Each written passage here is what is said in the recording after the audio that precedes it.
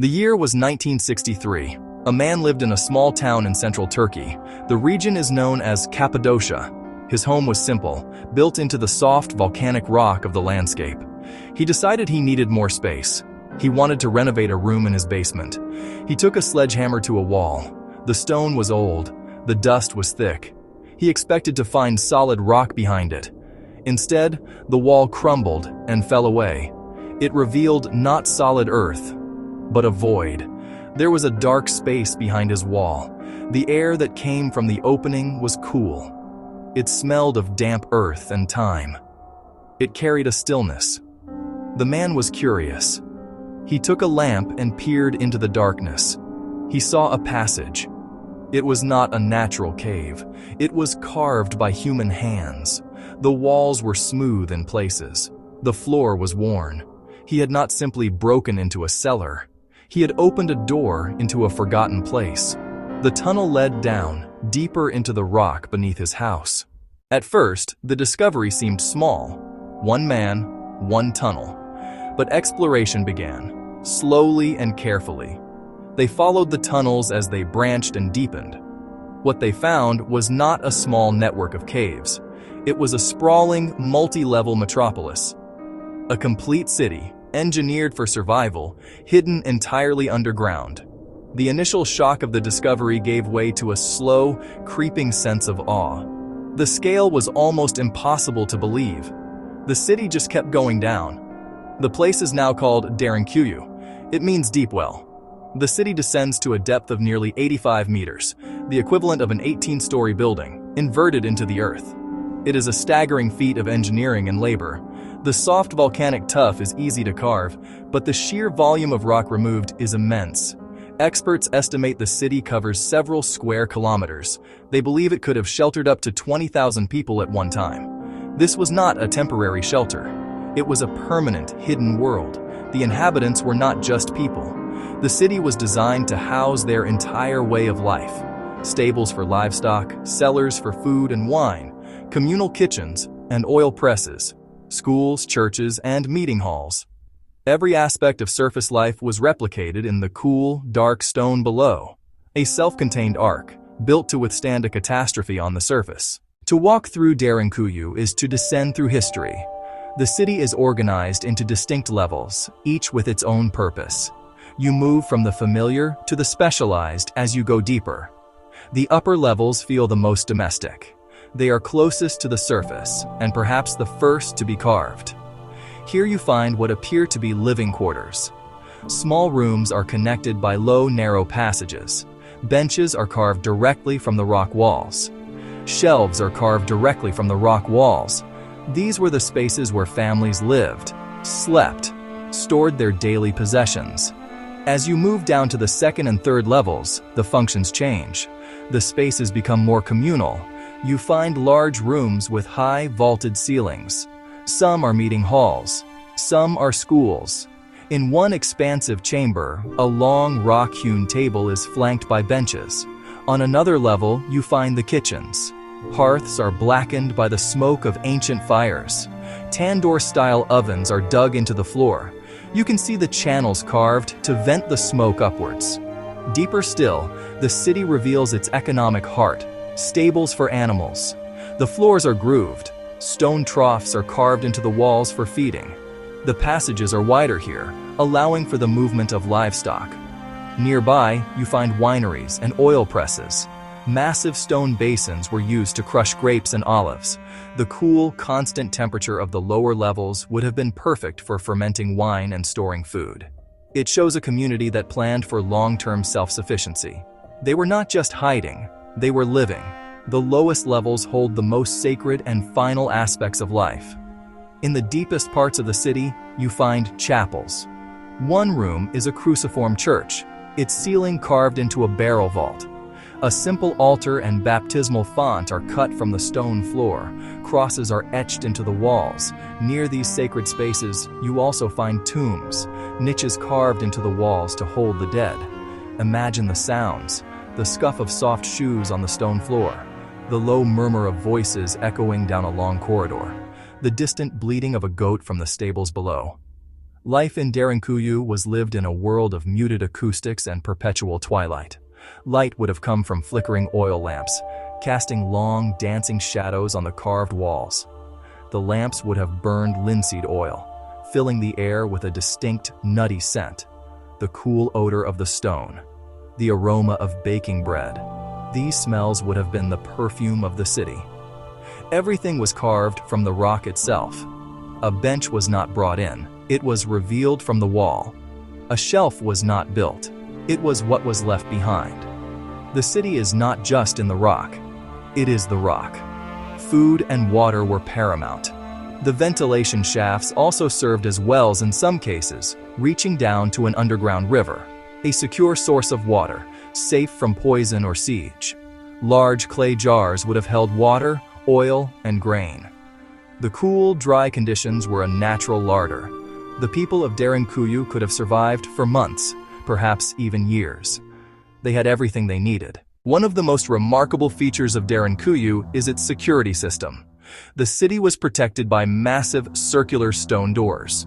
These are not doors in the conventional sense. They are enormous wheel-shaped discs of rock, weighing up to 500 kilograms each. They were carved to fit perfectly into slots cut into the passageways. Each door could be rolled along a groove in the floor to seal off a corridor. They are a testament to the ingenuity and the fear of the city's builders, silent stone sentinels. The design of the doors is simple and brutally effective. A small hole was drilled in the center of the stone. A wooden pole could be inserted into this hole to help pivot and roll the heavy disc into place. Once closed, the door was almost impossible to move from the outside. It could only be opened from the inside by rolling it back into its recess in the wall. This meant that a small group of defenders could seal off entire sections of the city, trapping or delaying any invaders who managed to find a way in. The doors create a feeling of finality. To see one is to understand the mindset of the people who lived here. They needed to be able to seal themselves in, completely and irrevocably. The sound of one of these great stones rolling shut must have been a terrifying and definitive noise. A deep, grinding rumble, followed by a heavy thud. And then silence. The silence of being safe. The silence of being entombed. The doors have a small hole in them, allowing those inside to see, or perhaps use a spear against anyone on the other side. These doors are found at key junctions on every level of the city. They could isolate a single family's living quarters or seal off an entire floor. Even if one part of the city was breached, the rest could remain secure. The rolling stones are a quiet but powerful statement. They speak of a constant threat. They speak of a need for absolute security. They tell a story of a people who were so afraid of the world outside that they built a way to lock it out completely. The doors are the embodiment of their secrecy. The air in Derinkuyu is still. It carries the coolness of the deep earth. But it is not stale. The city breathes. The ventilation system is a masterpiece of ancient engineering, a network of arteries that kept the stone body alive. Large shafts, small shafts. The main shafts plunge directly from the surface to the lowest levels, a straight drop of 85 meters. These were the primary lungs, pulling in fresh air from the fields above, from the forests above. The temperature difference created natural convection, a slow, constant circulation. This system was more than fresh air. It was communication and survival. The shafts were narrow, too narrow for a person to climb down, a deliberate security feature. People on different levels could call up and down the shafts, passing messages through the heart of the city. The stone itself carried their voices. The shafts also managed the byproducts of life. Smoke from the communal kitchens was carefully channeled and drawn out. Without proper ventilation, the smoke would have quickly filled the passages. Standing at the bottom of one of these shafts, you can look up and see a tiny, distant circle of light, a reminder of the world above. Sun, sky, open spaces. For the people of Derinkuyu, that circle of light was a connection, but also a boundary. It was the source of their air, the breath of their city, and a symbol of the world they had left behind. The light is faint. The air is cool. It is the breath of the stone. Section 7. Theory 1. The Hittites. Who carved this astonishing city from the rock? The question hangs in the silent corridors. The stone itself offers few direct clues. No grand inscriptions, no king's lists, no chronicles of construction. The origins are shrouded in mystery. One of the earliest theories points to the Hittites, who dominated Anatolia during the Bronze Age from roughly 1600 to 1200 BCE. Skilled builders and miners, their territory included Cappadocia. The idea is compelling, but the supporting evidence is circumstantial. Some Hittite-era artifacts have been found in the region, though not definitively inside Derinkuyu itself. The architectural style does not closely match known Hittite structures. Derinkuyu's spaces are soft and unadorned. Hittite monuments are more rigid and elaborately carved. More importantly, conclusive archaeological evidence linking the Hittites directly to the earliest levels is still missing. Without a clear inscription or a distinctively Hittite artifact found in situ, the connection remains speculation. A romantic and powerful idea, but unproven. The stone remains silent. Section 8. Theory 2. The Phrygians and Early Christians. If not the Hittites, then who? Another prominent theory points to the Phrygians, an Indo-European people who migrated to Anatolia around 1200 BCE after the Hittite collapse.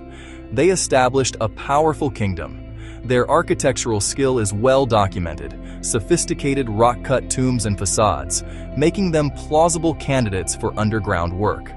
The 5th century Greek historian Xenophon mentions people in Anatolia living in underground houses. Some scholars think he described early stages of cities like Derinkuyu. Linguistic and archaeological clues strengthen the theory. The Phrygians were active in Cappadocia. Their mastery of stone fits Derinkuyu's emphasis on survival and defense during the turbulent Iron Age. However, direct proof is elusive. Many cultures used and modified the city over centuries. The Phrygians may have started it, but others continued it, and Christians made it their sanctuary. From Christianity's earliest days, Anatolia was a center of faith.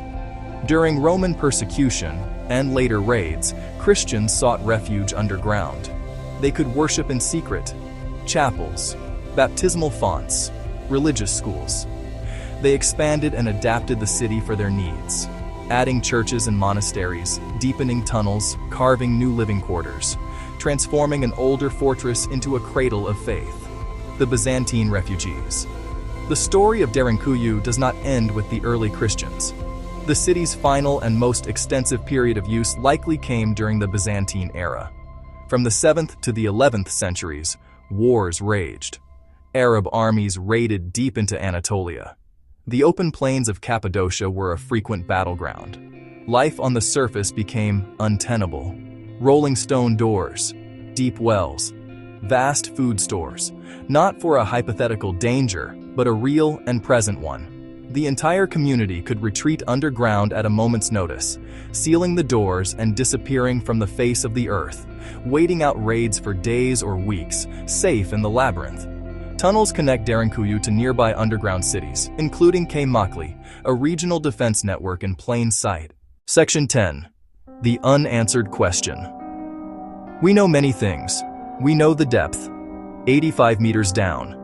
We know the potential size, up to 20,000 people. We have counted the ventilation shafts. We have weighed the rolling stone doors. We have walked through chapels. We have walked through stables. We have identified Byzantine pottery. We have considered Phrygian skills. We have mapped tunnels. We have analyzed architecture. The facts are solid, carved in stone. We can trace layers of history, Bronze Age origins, to its final use as a Christian refuge. Yet the most important things remain unknown. We do not know who first conceived it. We do not know who carved the first passage.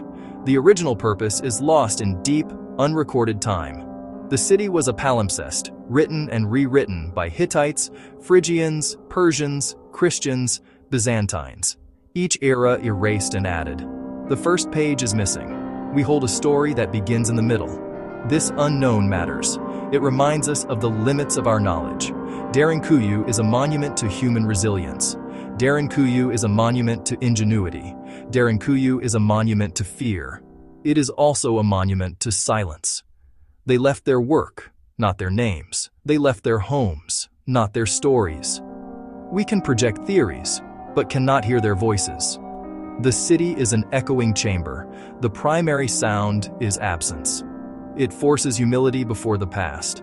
We are left in the quiet, at the bottom of a well of time. We can feel cool air on our skin. We can smell ancient dust. We can see a faint light from a distant shaft. A solitary, unlit oil lamp on a carved stone shelf. We can touch smooth, worn stone. We can imagine the great door rolling shut, the final, grinding thud that seals the city off from the world. Every fact returns us to one unresolved question, hanging in the dark. What were they hiding from?